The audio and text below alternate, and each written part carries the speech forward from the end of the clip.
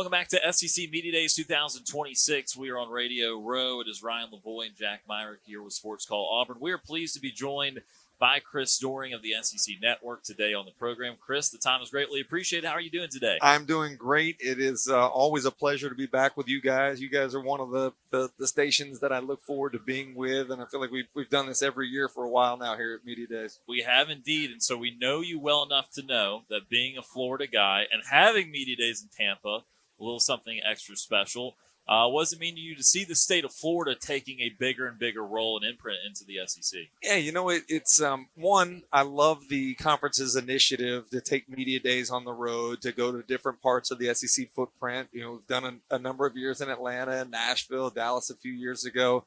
So I think it just makes sense to come to Tampa. In Florida, you're not going to do South Florida. You're not going to do Jacksonville. So Orlando or Tampa probably makes the most sense. For me, this is great because it's a 2-hour drive. Didn't have to get on the plane, which was nice. All right, so let's talk about this wide receiver room at Auburn and some of it coming from the Tampa area, from South Florida with Alex Golesh's first year. And, of course, we, again, want to talk these wide receivers with you, Chris, because Auburn went from having one of the most talented receiver rooms in the country to now having a receiver room, again, made up of some South Florida guys fitting the Alex What is it? Golesz It's 6 receivers from South Florida, right? Isn't that what it is? And probably all of the starters when you look at everyone from Keyshawn Singleton to Chaz Nimrod to Jeremiah Coger.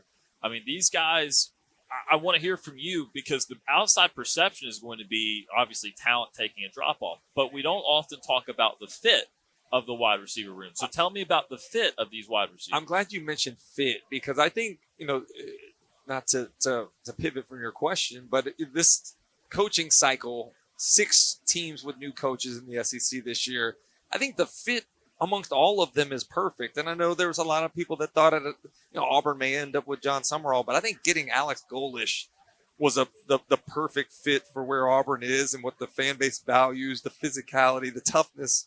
And I think, I watched Byrum Brown and Alex Golesh walk into the swamp last year with all those receivers and the center that comes over as well and beat my alma mater in an SEC environment. So I'm huge on if you can have the continuity in this day and age of college football where the roster turnover is significant every year. If you can bring in, a quarterback, a center, receivers that all know the scheme and have been together and you can, roll that out there week one with the experience that they have together. I mean, that's a distinct advantage that most schools don't have. And Chris, speaking of a perfect fit, they have that quarterback, Byrum Brown. He's been in this system. So what is your expectations for him this season debuting as an SEC quarterback?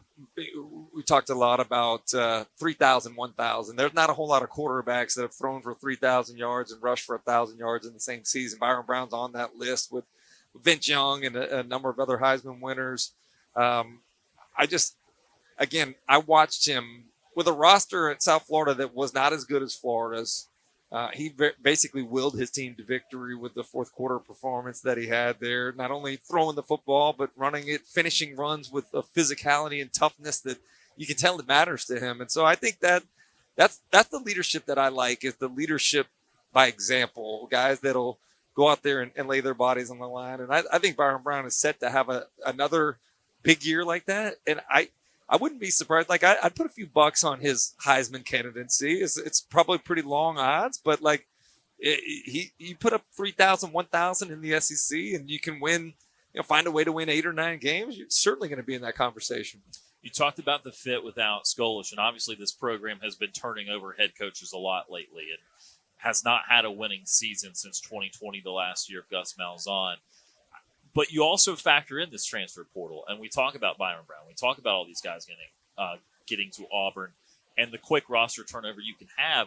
What is the proper expectation level for a program that fired a guy that was winning 8 to 9 a year that has now not even won 7 since he departed? Yeah.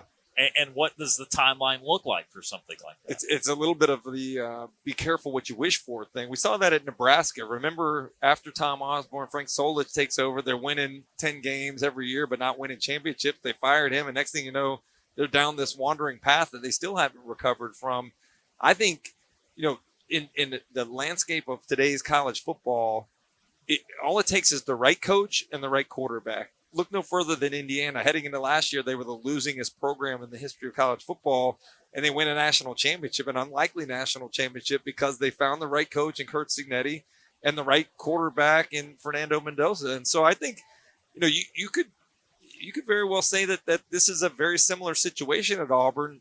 When Cignetti came over, took a bunch of the JMU guys with him that were familiar with the system, that the coaches were familiar with. And that's exactly what we're dealing with Alex Golesh. So, am I going to say that they're going to win the national championship in year 2? I don't know if that's fair, particularly playing in the SEC. But I think there's 2 teams that I look at in the league that I think are going to take significant jumps and wins from last year. And that's Florida, who I think goes from maybe 4 to 8. And I think Auburn's in that same conversation. And SEC fans are not known to be the most patient. Or rational. Rational. But you just mentioned that Florida, that week 3 matchup, looking at that, the conversation is going to be buzzing, whoever loses that game. So between those 2 coaches, John Summerall and Alex Golesh, who do you think that's most important for them to walk away that game a win? That's a tough question. And I'll go back to, had a chance to be with Coach Golesh earlier. We're doing this great series on the new coaches in the leagues. Peter Burns and I am, as a partnership with Regions. And we went to his house, and the moving trucks are there. We're carrying boxes in with him. We're fishing out in the pond and talking about of all the other coaches in the new coaches in the league, who is he closest with? He said probably Coach Summerall, and talked about their similar paths and relationship. And as we were leaving, he goes, to tell your boy, be ready for week 3. So they're well aware of the schedule. I think it does mean a lot. For me personally, as a guy that grew up in the SEC, going to Florida games as a kid, I love the rivalry between Florida and Auburn, and I hated that it went away. It was one of my favorite games. It is my favorite. Jordan-Hare was my favorite away stadium to go play in. So I'm glad this game is back. But the loser of it is definitely going to be under a lot of pressure with not a whole lot of margin for error with a lot of season left. With the 9-game schedule now, as you mentioned, we've got Auburn, Florida this year. You only have to not see it for a year, and then you get it back. Playing everyone every other year. Do you feel that is going to be able to rekindle some of these rivalries? Because Auburn and Florida meant something to a lot of people for a long time. Do you think the every other year model will be able to reinvigorate some of these? It's interesting because I look right now at Florida LSU. That's a game that means a lot to me and Peter Burns for our SEC This Morning bet that, those 2 teams won't meet this year.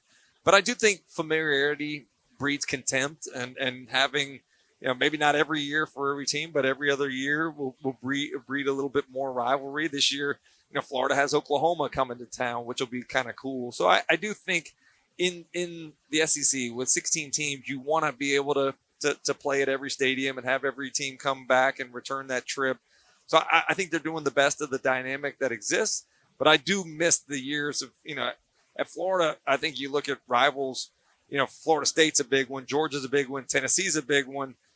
For me, Auburn was always a big one, LSU. So being in the SEC, there's a lot of teams that I think you have history with, and being able to rotate through will kind of keep some of those rivalries a little more fresh. What a lot of those teams, though, and that new format, do you think that's going to play into the SEC's favor with the playoff committee? I do not. I think that's what I hope everybody reevaluates, is that, all losses are not considered to be equal, and fans need to recalibrate. Media needs to recalibrate, but certainly the college football playoff, is going to have to recalibrate. We didn't get a 10-2 Vandy team in last year. We didn't get a 9-3 Texas team that went and lost week 1 to the defending national champion on the road. So I think the committee hopefully needs to, understand what this grind is going to be like now with the SEC playing 9 conference games. He is Chris Doering of the SEC Network joining us today. Chris, we certainly appreciate Thank your you time. guys. All the best this week. Appreciate and we you. look forward to your coverage this year. Definitely. Thanks for having me, y'all.